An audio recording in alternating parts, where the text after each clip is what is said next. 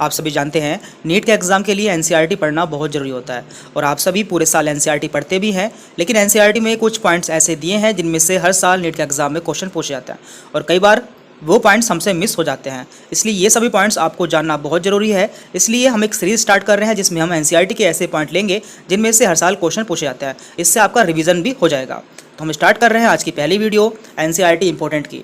तो पहला पॉइंट है यहाँ पे गुड ओजोन। गुड ओजोन किसे कहते हैं? Ozone found in the upper part of the atmosphere, यानी कि एटमॉस्फेयर के अपर पार्ट में पाई जाने वाली ओजोन को गुड ओजोन कहते हैं और ये पाई जाती है स्ट्रेटोस्फेयर में।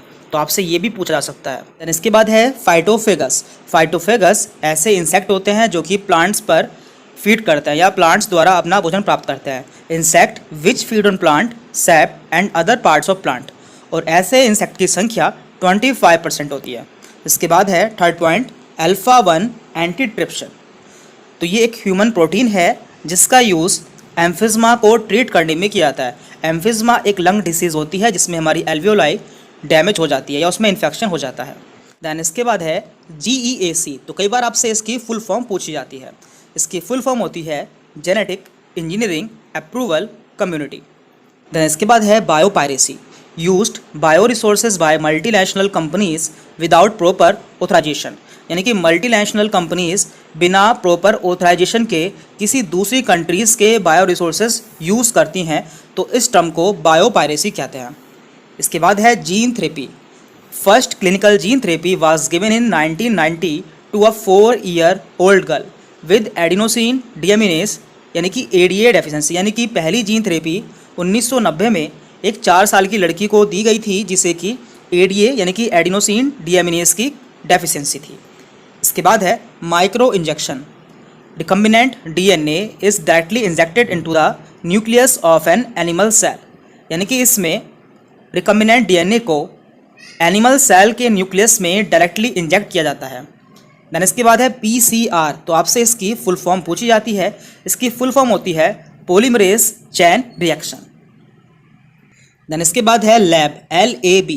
तो इसकी फुल फॉर्म होती है lactic acid bacteria and grow in milk and convert it to curd, यानी कि लैब यानी कि लैक्टिक एसिड बैक्टीरिया मिल्क में ग्रो करते हैं और उसे ये दही में कन्वर्ट कर देते हैं।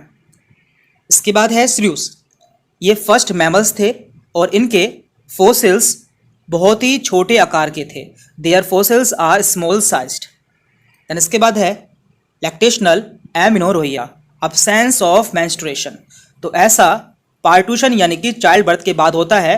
यह वह समय होता है जिस समय की मेंस्ट्रुएशन साइकिल अब्सेंट रहती है। इसके बाद है ZIFT। इसकी फुल फॉर्म होती है zygote intra fallopian transfer. Then GIFT। इसकी फुल फॉर्म होती है gamete intra fallopian transfer. LH surge, rapid secretion of LH leading to its maximum level during the mid cycle called LH surge. तो आप जानते हैं menstrual cycle 28 days की होती है और इसके मिड में यानी कि 14 डे पर LH का यानी कि ल्यूटिनाइजिंग हार्मोन का सिक्रेशन बहुत ज़्यादा बढ़ जाता है और उसी समय ओवुलेशन होता है और इसी को LH सर्ज कहा जाता है। इसके बाद है pollen grain represent the male gametophyte, यानी कि पोलन ग्रेन मेल गैमेटोफाइट को रिप्रेजेंट करते हैं। इसके बाद है sporopollenin, outer exine part of pollen grains, यानी कि पोलन ग्रेन के आउटर पार्ट को स्पोरोपोलेनिन कहते हैं और ये फोसिल्स के रूप में वेल प्रिजर्व्ड रहते हैं, यानी कि ये जल्दी से डैमेज नहीं होते हैं। इसके बाद है true fruits. Fruit develop from ovary, ovary से बनने वाले फ्रूट को ट्रू फ्रूट कहते हैं। एंड इसके बाद है false fruit. Fruit develop from thalamus, यानी कि ऐसे फ्रूट जो कि थैलेमस से बनते हैं उन्हें फॉल्स फ्रूट कहते हैं और इसका एग्जाम्पल है स्ट्रॉबेरी एंड एप्पल। तो इस वीडियो में हमने एनसीईआरटी के कुछ इंपॉर्टेंट पॉइंट्स देखे हैं जिनमें से अक्सर क्वेश्चन पूछे जाते हैं, इसलिए आपको ये सभी पॉइंट्स याद होने चाहिए और इससे अगली वीडियो में हम इसी तरह के कुछ और पॉइंट्स देखेंगे। Thank you.